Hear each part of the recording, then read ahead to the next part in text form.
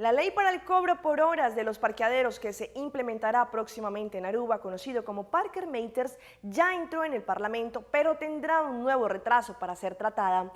Esta introducción de este cobro por parqueo ha generado diferentes reacciones entre la comunidad, ya que en lugares, por ejemplo, como Oranjestad, muchas personas trabajan y dejan sus autos parqueados por más de 8 horas. El Parker Meter o el cobro por parqueos correrá un retraso de nuevo de por lo menos 2 meses y medio antes de que esto pueda funcionar.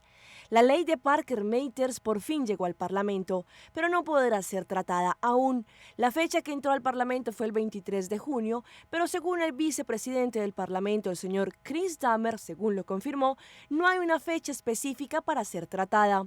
Lo más probable es que esto sea tratado después de las vacaciones, que esto significa a mitad del final de agosto.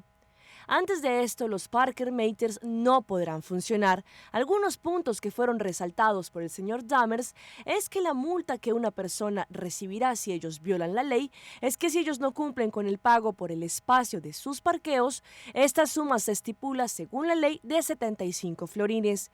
Esto se dará a la persona encargada en el permiso en ese momento y fuera de cobrar la multa podrá poner el auto en espera por un periodo de 2 horas y después de estas 2 horas la grúa tomará el permiso para llevarse el auto en cuestión. No se conoce cuánto tendrá que pagar una persona si se le llevan el auto.